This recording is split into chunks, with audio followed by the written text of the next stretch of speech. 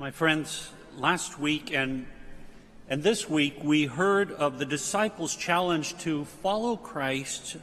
And last Sunday, in the Gospel of John, as Jesus was walking by, John the Baptist said to his own disciples, "Behold the Lamb." And immediately John's disciples left him to follow Jesus. In our Gospel this Sunday, Jesus himself does the inviting. He invites his disciples to follow him. And as Peter and Andrew and later James and John, the sons of Zebedee, are tending their boats and nets, Jesus calls to them, and they immediately abandon their occupation and follow him.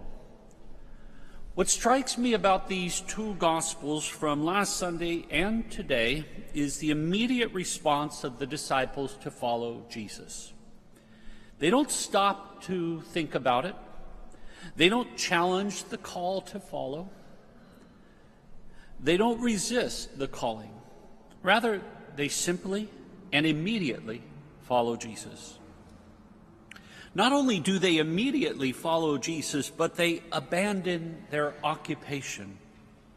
I wonder if any of us would have the courage to abandon our occupation immediately and without question in order to follow the Lord. Well, there are some priests and women religious in our diocese who have had high-level jobs, doctors, lawyers,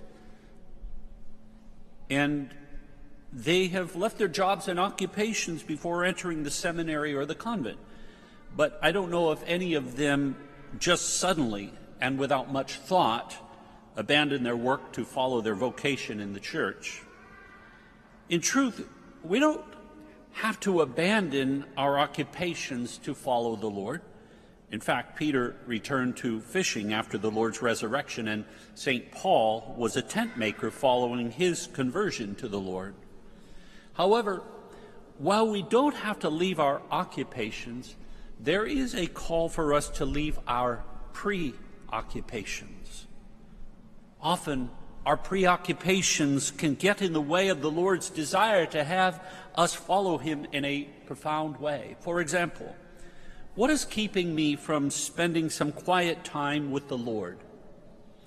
Is the Lord calling me from the seashore, as he did the apostles? Is he asking me to follow him? The answer, of course, is yes. He's always calling. But how quick am I to abandon my preoccupations to walk with the Lord? The old line is true. If I'm too busy to pray, then I'm just too busy. More than just finding time to pray, however, with the Lord, I am also expected to follow him in other ways. He asks me to feed the hungry, for example, or clothe the naked. But am I too preoccupied to, say, sign up and volunteer for St. Vincent de Paul food distribution right here at St. Simon and Jude or in other parishes throughout the diocese? Am I more focused on myself than I am on Jesus, who can be found living on the streets? For when I was hungry, you gave me food. What are my preoccupations?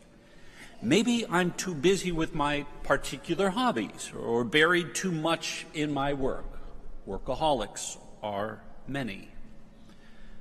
Maybe I'm spending too much time on my phone, not necessarily talking, but looking at Instagram and so on, and just keep flipping through.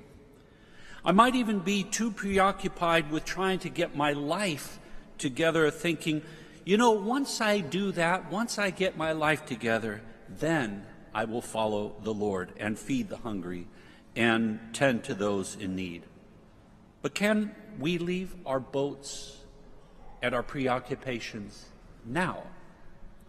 Can we leave behind our preoccupations now? Last week, in the Gospel of John, the disciples saw Jesus walking by, passing by, and before he left their sight, before the Lord left them, they followed him. My friends, we can't let Jesus simply walk by. Each day he passes through our life. Each moment we have an opportunity to follow him. This particular year is an election year. It offers us an opportunity to abandon our nets and boats and respond with our voice and our vote. Our church encourages us to vote and to become involved as faithful citizens, aligning ourselves with the mission of Christ and his gospel. This Sunday, we take time to respect life in all its forms, from the moment of conception to natural death. We should ask ourselves in this election year, in what way do our politicians respect the gospel of life consistent with the mission of Jesus? For example, would Jesus insist on the death penalty?